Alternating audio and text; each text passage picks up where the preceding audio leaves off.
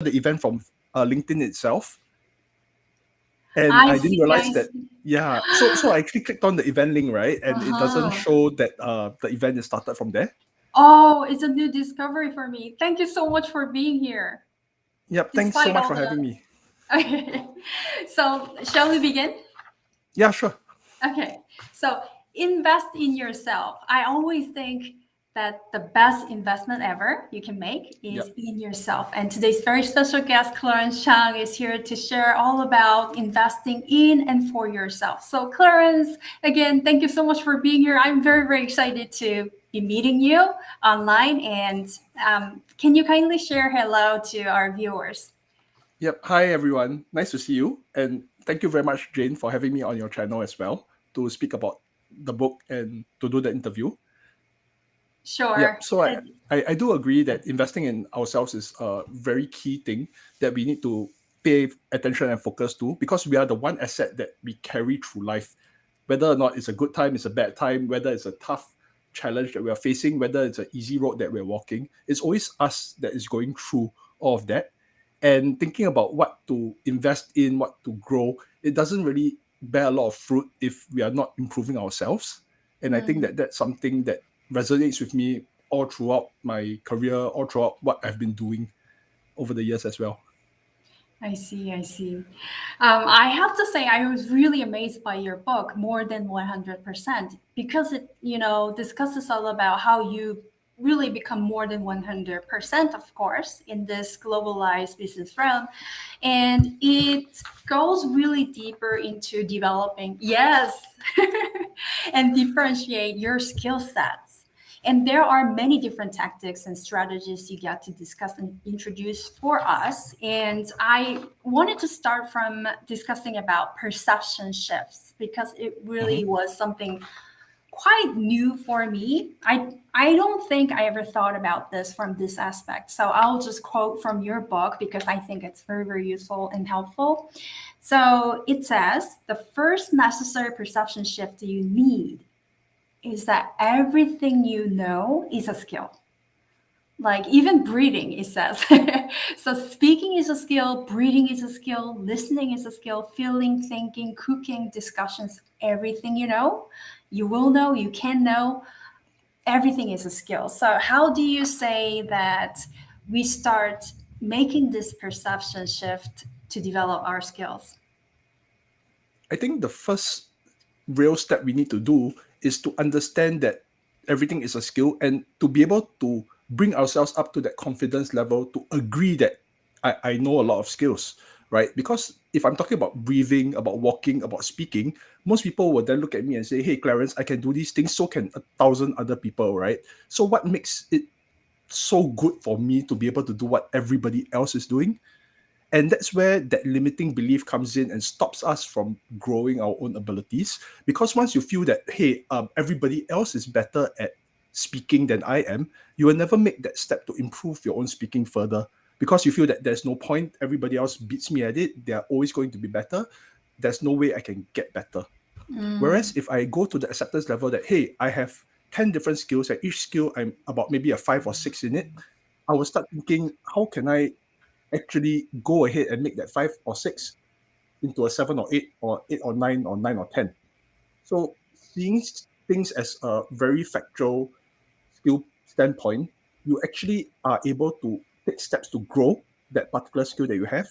And in terms of like breathing and walking, running, these are skills that everybody has. Then how come the top athletes at the Olympic Games can do 100 meters dash under 10 seconds and I'm nowhere close to that? I do like 30 seconds for 100-meter dash, right? And they run, I run. What makes it different? Guys mm, are working so hard. They're training every day to push that limit, get further and further. They're thinking about the microseconds when it comes to running. Whereas me, I'm just trying to make it across the finishing line without collapsing in a huge pile. And the thing I need to realize is that I don't need to be at an Olympic level runner in order to be able to run decently to have a good life.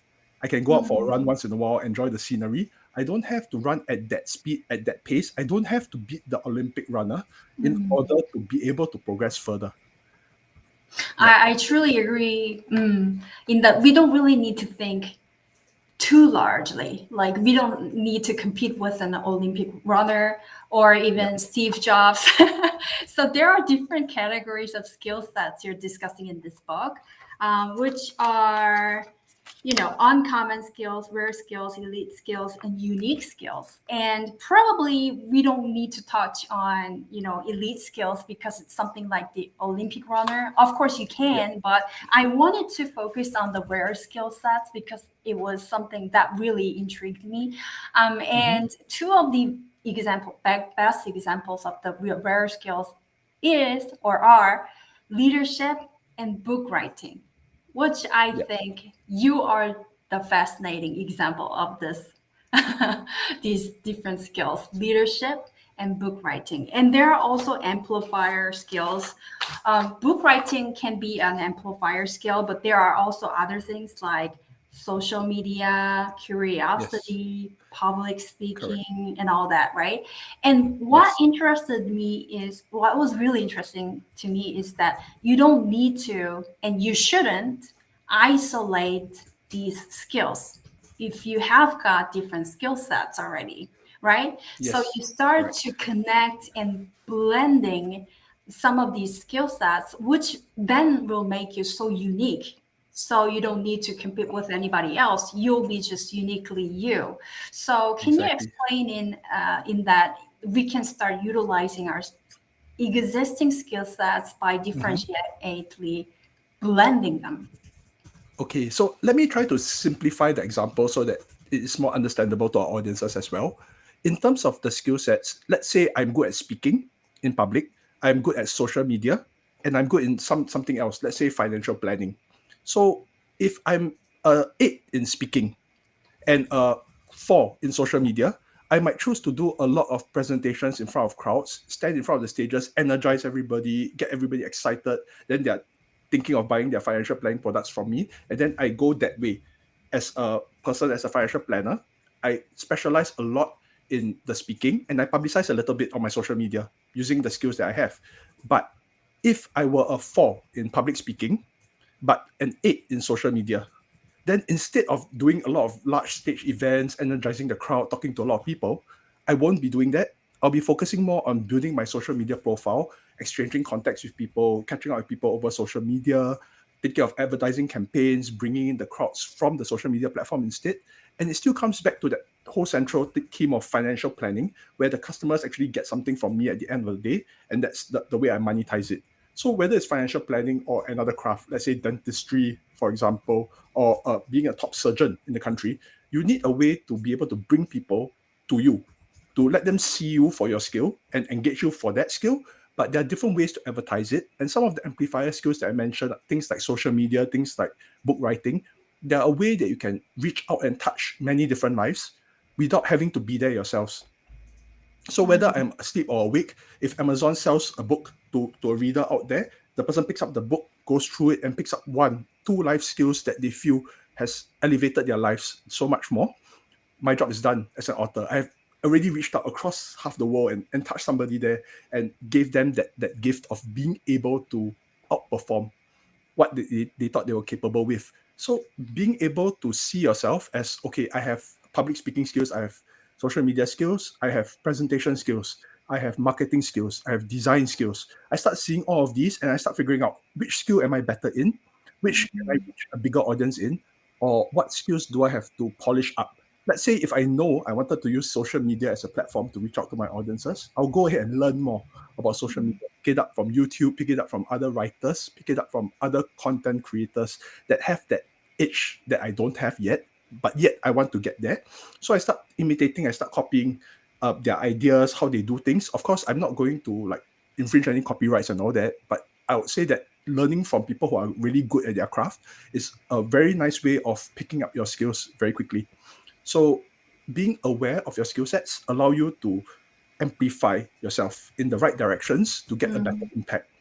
And the other thing I firmly believe is that nothing that you learn is wasted. I do meet a lot of people out there that they go through courses after courses, and then they tell me that, hey, I went through all these courses, but I can't see a link in my career. I can't see how it's useful for my job right now. So I'm going to forget everything I learned. And yet that is something that is a waste, because whatever you learn in other things can be very useful. So one of the examples I quoted was back then when Steve Jobs was creating the first computer, he had to figure out a way to key in instructions into the computer, and that's when he came up with the keyboard. And how he had the idea for the keyboard was that he actually sat through a class that he didn't sign up for. He just crashed the class, and it was on fonts, on the keyboard fonts. And that one class gave him the idea that I can do this for a laptop or a keyboard, right? To be able to key in commands to a computer. And it was totally unrelated up to the point whereby he managed to link it.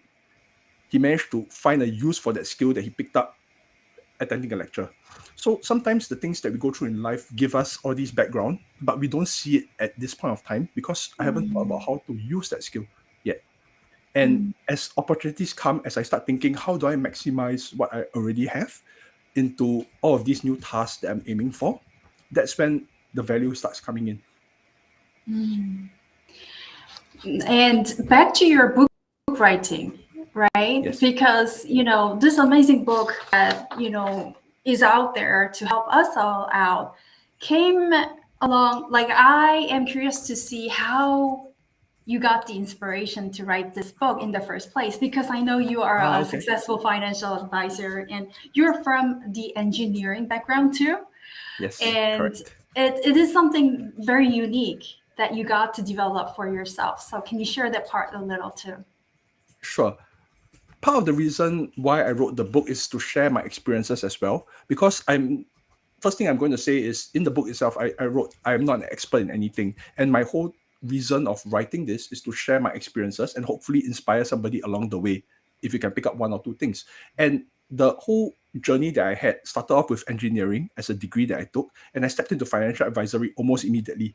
In fact, it was my first job after graduation. And part of the reason why I felt confident in making this switch was that I knew whatever skills I learned in engineering would not go to waste. If I'm coming in to come up with a financial plan for my customers, I can do it very systematically, very structurally, and build it up just like solving an engineering problem for the customer. And I just need to learn the skill set of how a planner would present it to the customer, because obviously if you get an engineering speak, I'm going to talk about technicals, about details, about jargon. Customer will get really frustrated with that sales pitch. So what I did was I realized, yes, I can see things from an engineering standpoint, but when I start presenting to the customer, I need a sales mindset whereby I need to simplify things, communicate the idea, get the customer to understand, okay, you have a problem, but I have your solution, and this is how it works out. So along the way, I always ask myself, what could I do to solve my problems better? And that's what led me to be able to get better and better at doing sales. I mean, I started off the career, I had less than 10 friends in the whole career. And my industry wise, my company only practices referrals. So there are no cold leads. We don't go out there and hunt for new leads. And I had 10 people to talk to when I started. And people either loved me or they hated me back then because I was terrible at speaking. I mean, I can talk in front of a big crowd, right? But I would rub a lot of people off the wrong way by saying the wrong things at the wrong time, which was something I had a lot of difficulty picking up in the early years. But of course, after figuring out that I can fix this, I can speak to people in a more pleasant way, then I realized that, okay, I can start to learn to get past that problem. And I brought my interpersonal skills from like a 2 to about a 6 or 7. And that's where the career started to take off as well for myself. That's amazing. I cannot even imagine how you were not as good at speaking when you were starting off, Oh, I because was I was you're right terrible. now. Wow. Did you have anything like habitual that helped you to develop, up to a point you're here, Yeah, as a good speaker? I think it was the observation and the reflection that Mm, helped a lot. No one can actually tell you that you are bad at speaking, or even if they do, they might not give you the very workable steps to fix the problem. They can observe and say that, hey, Clarence, you are terrible at speaking, but they can't tell me why. They can't give me a solution to that problem, and I need to start picking up things to solve that problem myself. So how I did that was that I figured, hey, I'm lacking in certain things like soft skills, how to speak to people, how to carry on a conversation and do a small talk with customer. And back then, I picked up a lot of books. I did a lot of reading of my own. And my personal favorite genre is self improvement and growth books. So that is purely what I read for the last few years. And it's the exclusive kind of genre that I've been reading. And it puzzles some people because sometimes when I talk to others, they're like, oh, I read novels, I read thrillers, I read romance. For me, I read growth books. And it is just very strange in a lot of my circles where I talk to people, they are not really into that kind of thing, but I am. And part of the reason why is because I feel investing in yourself is really so important. So I picked up books that taught me how to do small talk. And small talk is something that nobody would sit down and break down for you. So one of my first questions when I actually spoke with my trainer as a new entrant into the market, as a newbie in financial advisory, I asked my trainer, how do you do small talk, sir? And he looked at me, he was like, you just talk, you ask about hobbies, you ask about family, you ask about work, and you let the customer talk to you. So after that, I continue, I go, okay, so I've asked my customer about the hobby, about the work, about the family, then what? And at that moment, everybody sort of gives me the look where they are thinking, how does this guy not know that? Whereas on the other hand, I'm like, how do you not know how to explain to me how to do it? Right? Because one thing you realize is that you can do small talk as well. But if I ask you, right, Jane, how do you do small talk? You will realize that it's very hard to explain. Being able to explain how things are done is a skill in itself, like simplifying things. For example, when you took your driving license, you can drive a car now, yes. But if somebody was sitting next to you and saying, Jane, can you instruct me how to drive the car? At that moment, your brain would freeze, right? Because yes, I've been driving for the last 10, 15 years, but how do I explain it to somebody who totally has no idea, right? And that was the difficulty I faced at the early part of the career where I was asking people, how do I get this done? And a lot of the trainers have very vast experiences, but the trouble is taking those experiences and being able to communicate them to a totally new guy in a way that I could understand. Because then you need to realize that everybody has a different learning ability based on what they know already. If I'm a good speaker, you give me a few pointers, I can get better very quickly. Whereas if I'm talking to somebody who's just starting out, very nervous, very jittery as a speaker, I wouldn't be giving them very advanced techniques to use in front of an audience. I'll just be telling them, hey, go out there and have fun. And realize this before I step in front of an audience, and I've stepped in front of crowds of like hundreds, I feel nervous too. Even if it's like 10, 15 people, I feel nervous too. And after the talk, when I'm done, I will keep thinking to myself, I missed out on my script. I missed out a lot of major points. I didn't do this well. I didn't do that well. I would feel that too. And the speakers, just before going up, they'll look at me, really? I've never heard you fumble with your words. And how do you have that feeling? So they have the assurance that, hey, even people at that level suffer from the same fears or insecurities. Then they go, okay, why not? Let's try this. Right? So it is learning about what people need at that point of time. At a skill level of 2, what do you need to go up to 3 or 4? Or if you're a skill level of 5 or 6, how do I bring you higher to 7 or 8? So being able to see that part of the process is very important. And I feel that that is what could enhance a lot of early careers and early stages of people's planning, because end of the day, the career is something that most people will spend 10, 20, 30 years on minimally, and getting the best result out of that would usually give you a better option at choosing what you want to do in life as well.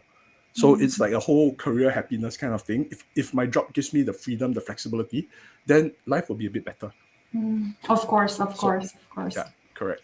So that is like my belief going into this and writing this.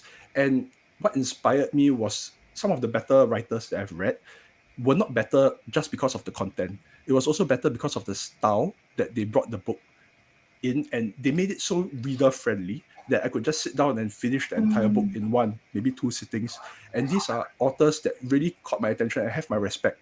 They may not be the best content writers in the sense that there are content that are better, but the way they presented it intrigued me so much that I felt I could write a book. I could write about my experiences and nobody would say that these are wrong, right? Because if it's based on my experiences, then these are things I have went through. I know that they are right for me. It might not be right for you, and that's fine. But what I feel is that people like learning from experiences rather than from, oh, this is the textbook, this is the theory, just download everything, memorize it because I said so, and you will do well in life. I feel that that method can work for some people, but it didn't work well for me. And I decided to write something that was more user-friendly in that style. And in that regard too, this book, More Than 100%, can be very handy, come in very handy because it comes with a lot of worksheets and real life Yeah, examples and different categorizations for, famous people and all that. yeah, And back to your point in being observant, it also, yes, the book also introduces us to the tactic of, speed reading people. yes, yes. I thought I it feel was that a that's the very important interesting thing. one. And can you share a little bit about that too? Sure. I think it's a skill that is taught in many sales organizations Mm, whereby you can quantify a prospect very quickly by taking a look at them and getting a sensing of their dressing, their style, how they carry themselves, what would probably appeal to them, what probably wouldn't. So that is something that a lot of sales organizations teach, but they do not teach the basics of it. They teach mm, the end result, the product. This is the kind of profile you look out for, but they don't explain why. They don't tell you that the profile looks like this, and therefore that means that they prefer the. So they don't drill it down and break it down. They just tell you look out for this kind of personality, this kind of uh, person, right?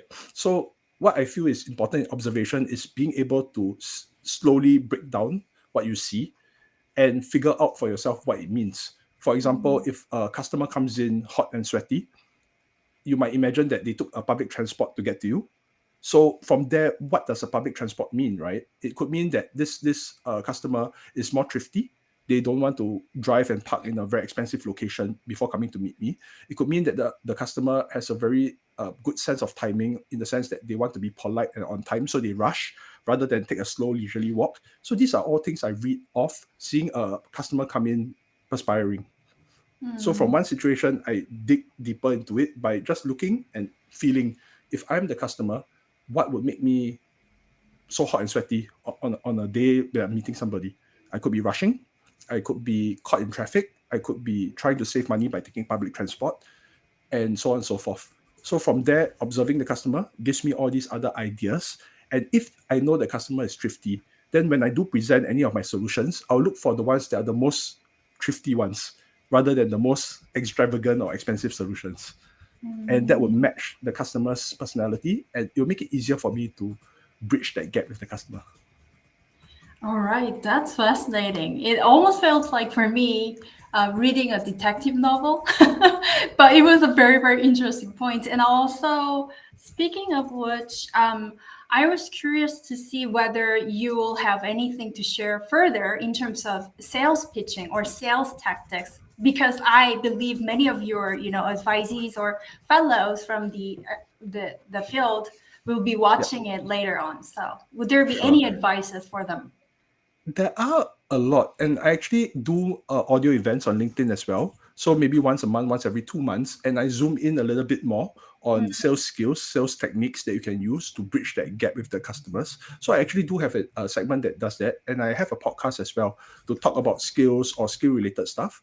And sometimes I do bring in the sales skills there as well. So those are a couple of edges that we can use. In terms of sales itself, it is a very general category and there are a lot of different things that can go about it. Of course, there are ways to close the deal faster. There are ways to actually get a bigger budget of the customer. There are ways to rush the customer into making a decision. But those are not the ones that I want to focus on because at the end of the day, it could be considered unethical by some to force the customer into a decision. What I feel is the best way to get any sort of sale done is to be able to understand the customer well, to be able to empathize with the customer to the point where you can predict their next move because you know what it's like to be them and you know how you would react if you were them. So, in one example I had just earlier today while training some of my guys was that he was talking about a 16-year-old Mm, student here in an international school that comes from a foreign country. The parents are not here. The student is here by themselves, and they are doing some planning with this student.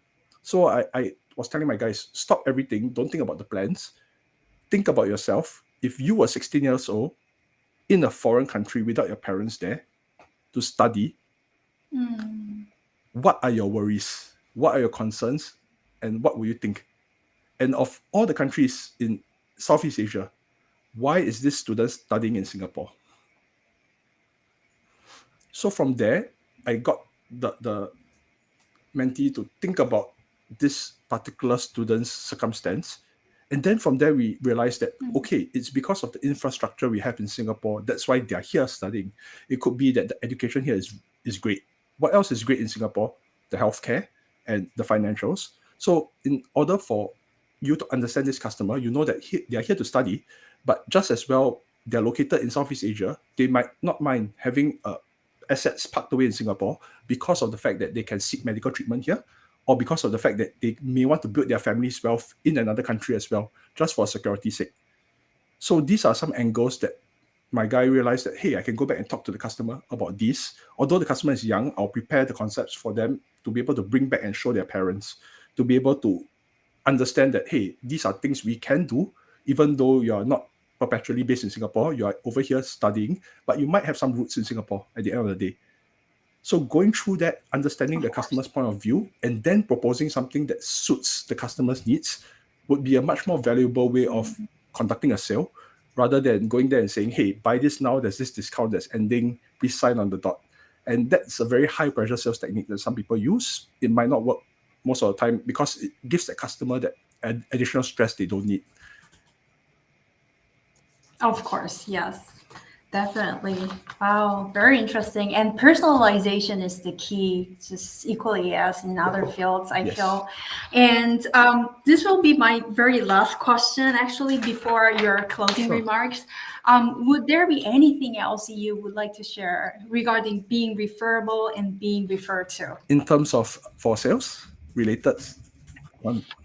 Yes. Yes, okay. So being referred and being referred to, it can be something that is very intimidating for a lot of people. And the biggest rejection I hear, or excuse I hear, when somebody's asking me about how do I get referred, I give them some ideas. They tell me, no, I can't do this. The biggest thing I hear is that, well, I'm afraid to ask. I'm afraid to ask for referrals. I'm afraid to put myself out there and say that, hey, I need referrals for my business. So please let me know if you see somebody that is suitable. So the biggest thing that most people face is the fear of asking for the referral. And you'll be surprised if you went around, you talk to people and you said, hey, you do your business, you get referrals, and that's how you do it. But do you ask for the referrals? And 70-80% of the time you actually hear them say, no, actually I don't ask because I don't feel like I'm comfortable, or I don't feel like I can get the referrals by asking. And so if people do refer me, I thank them, but I don't go out of my way to increase this number. And that's a very big gap there, because referrals are a very strong way of doing any sort of business, in terms of, even if you're writing a book, even if you're doing financial planning, even if you are running a business outside, referrals are a very strong way, because essentially they're word of mouth, the trust is there, and you're not paying all those expensive overheads for advertising. So getting your referability up is something that's very, very important. And there are a lot of different ways to do it. Most of the businesses that I know that are doing their own marketing now are on social media. They're putting their brand out there. They're showing up, they're being consistent, they're having that brand story, and that helps, because end of the day, we'll remember this brand, we'll remember that, hey, this is a company that I would want to buy from if the opportunity arose. So having that top of mind is one thing. But one biggest factor I've realized over the years is that I get referred when my clients like me a lot. So the likability is there. Oh. And I realized this early in the career. And as I progressed, I built up that skill to be referred a bit better. And how I realized this was quite interesting.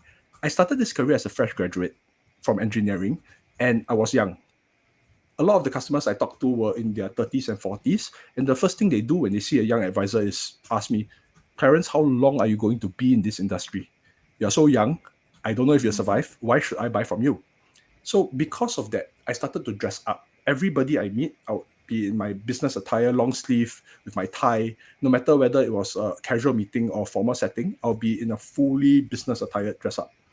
And at that time, I will ask my customers for referrals, and every meeting I will ask them for referrals. I tend to get 1 to 2 referrals per meeting. And one day it dawned upon me why. When I spoke with my customer, I was like, hey, I like you like me. Why do you only give me 2 referrals?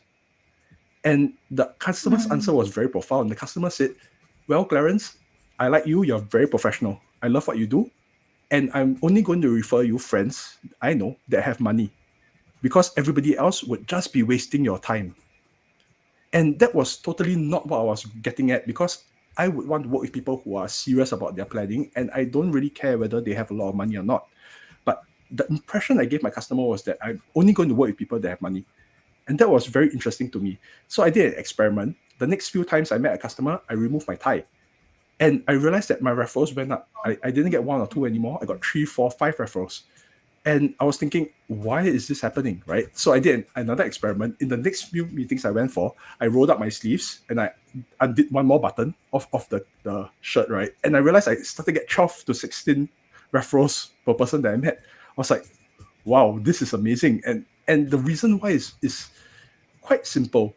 The When you wear a tie and you're buttoned up, right? It actually psychologically protects you from people, and it looks unapproachable Mm. because you're hiding the triangle of the neck, which actually shows vulnerability in a psychological human sense. And by covering that up with a tie, I made myself unapproachable and not as likable in a friend sort of way with the customers I met when it comes to referral asking. And I realized that by exposing this area, I got more referrals. And it is actually grounded in psychology, and that's the fun part, because then you realize that human psychology actually comes in and it affects how you do sales as well, how you relate to people, how you get referrals. And if you didn't know this about psychology, you wouldn't make that link about how unbuttoning a button of the shirt gets you more referrals. It doesn't click that way. Yeah, so that was one of the stories. Wow. And the lesson learned from here is that being likable is the first thing that gets you referred. You can be as professional as you want, but people will not recommend somebody who looks scary to their friends.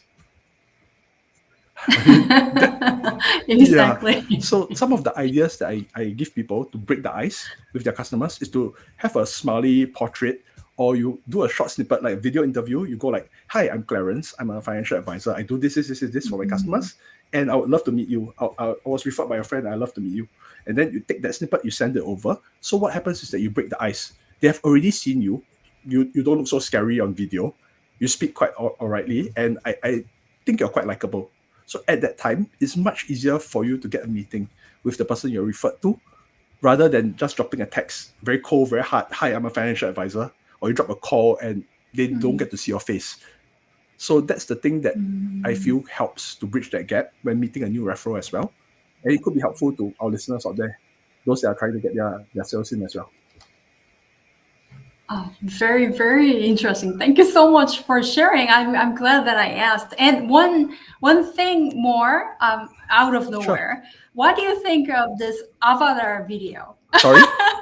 Because we're so busy, it takes time for us to wear Yes. makeup. So, in order for you to look more Yep. friendly, we can probably start using AI Ah, avatars yes. Okay. to start speaking for ourselves. Would you ever be open for that, or what's I your would say that thought about I'm this? a later adopter. It's just totally irrelevant. It may not be Yeah, relevant yeah. to the topic, but It I was is quite just interesting curious to because find out. I do realize that you put a lot of focus on AI as well, and I do love that you are pushing that frontier. Because for me, I'm one of those later adopters. I mean, I went on to ChatGPT and started messing around with it after maybe about 2 months of first hearing from it. And I'm one of those that would never buy the latest handphone model. I'll wait for everybody to try it out, get the bugs tested and treated before I start picking up the model, because I know that, well, new models tend to have bugs. And that's my thought process, whereby I will just wait until everything is settled. So I may not be the fastest adopter at things, but yet AI is something that really interests me a lot as well. It's getting so powerful whereby you can go into ChatGPT, you can get a trip planned out with your full itinerary of beautiful places to go, nice things to visit, good timings to go to another country. Whereas if I went on to Google and did this research myself, it would have taken days to get the itinerary that ChatGPT can really put out there for me. In terms of the AI images as well, it's really stunning how they can recreate entire masterpiece in just seconds from basic instructions. And that kind of ability really astounds me. Having AI avatars, though, it's something that I feel would take a bit more time, because humans Mm. are interesting. And in terms of psychology, having something that looks almost human but not quite would trigger something in the mind to be guarded against that object. And therefore, in terms of using an avatar, yes, I might use it for certain things, but it might not increase my referability, because if it isn't me there, Mm. the client might send something different, something slightly off about that image that will not put my trust in that particular thing. If they can do an avatar that is like really just a copy and paste 3D model of a person and you can't tell the difference, then that's fine. But the human mind is a lot sharper than what we put in. So, for example, my book is self-published, and I actually went through the trouble of figuring out what font I wanted to use for the book. So the interesting thing is that if I used an incorrect font, the book will be harder to read. Even though the words are the same, it will be a bit more Mm. straining for the eyes to pick up the words and process it if the font was different. And these are things I learned along the way when publishing the book as well. And this actually applies into the AI video, right? Whereby if part of the expression is just slightly off, it would feel weird for me, although I can't put a finger to it and say that, hey, this is AI, but it might trigger to my brain to say that this person is slightly strange, so I might not want to approach them for my business. So those are some of the little bits of things that come in from the other skills that I have, right? Because I talk about psychology, I talk about like font size, font type in a type print book, and these lead me to imagine that if I have a human avatar that is not totally human, it will feel off to me based on all of these other things I know from other places. Yeah. Exactly. I believe humans always feel different. It's really like it's a real connection that there is. So I'm appreciating you sharing that part of and highlighting the Yeah. chat into that part. And also, I know that you're a dedicated husband and was three, lovely children. This is my real last question. How do you find time to do anything else outside of your work? Like this large project of writing more than 100%. Yes. This is a really well organized and very, very thorough, in-depth book, but I can easily imagine it took a lot of, months at least, if not years. So this will be my real last I see. question. I try to integrate whatever I'm doing with my kids as well. So this is my book, more than 100%. And if you have not seen it, this is my son's book, Net Hunter and the Adventures in Space. So my son actually published his book way before I did, like, okay, a few months before I did. But when he wrote this, he was 7. And the book was well written enough to the point whereby I would say, hey, let's get this published and get it out there. And in fact, some of the peers that I've sent the book to, they love the book because they tell me, hey, my kids read it and they feel so excited, so inspired. They have so many more ideas now. They're jumping around and saying that, hey, I want to write something too. I want to create something for my own too. And these are some of the friends that I've made on LinkedIn. And it is inspiring. I think that that's the kind of message that really can help boost confidence in the sense that he always feels his writing is not good enough in certain aspects. But what I'm telling him is that, hey, it's not common for a 7-year-old to be able to craft a story that's 40 pages long, that makes sense, that is entertaining, and it inspires readers as well. So that's the kind of inspiration I want him to take away from this. And it's not about like how many books he sells or how famous he gets, but rather it's the whole experience of being able to put together something, a project of his own, and to be able to bring it out there so that it is out in the open market. I feel that it's something that is an achievement for him in terms of that.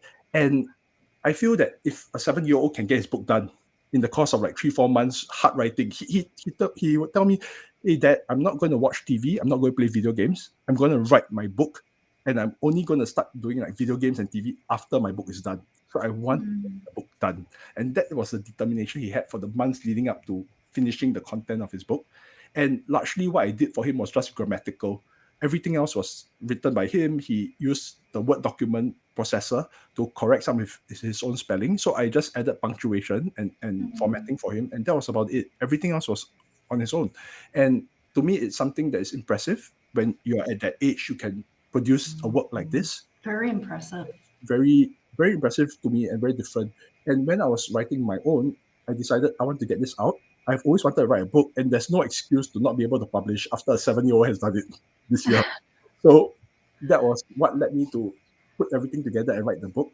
And if you didn't know, right, I mean, I probably left it in there somewhere.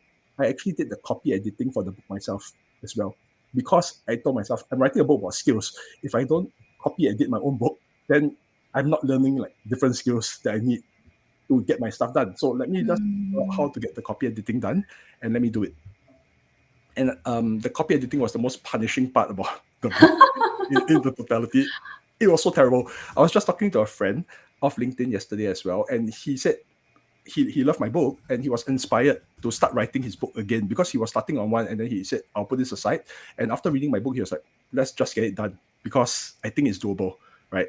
And one of the things that I sent to him yesterday was this little scrapbook, exercise book that I had, Mm. documenting some of the grammatical changes I needed for my book. And there were about, I think, 350 errors that needed fixed in the final draft before I published the book.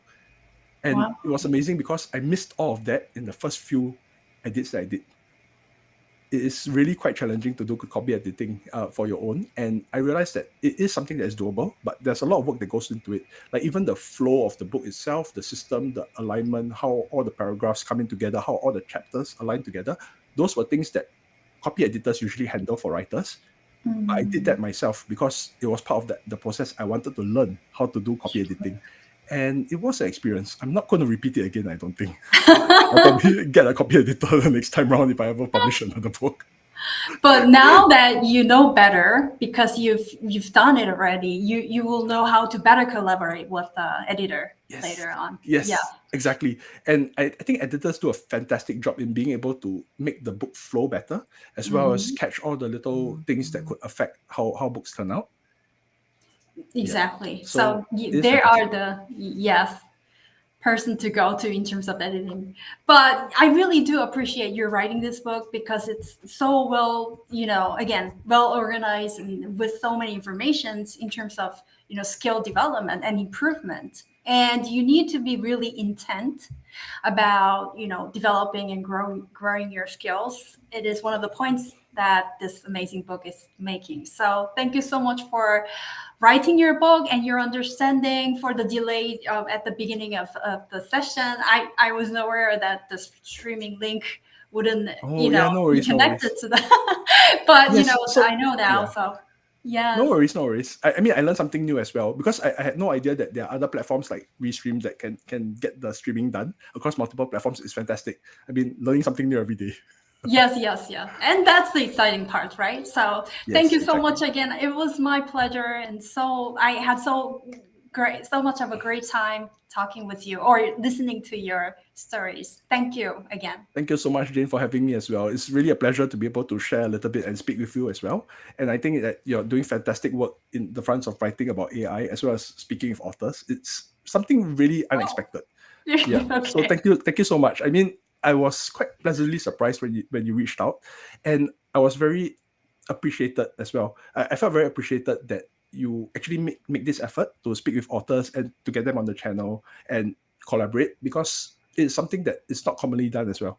So thank you so much for the opportunity to be able to speak and share in this session with you. Oh, thank you.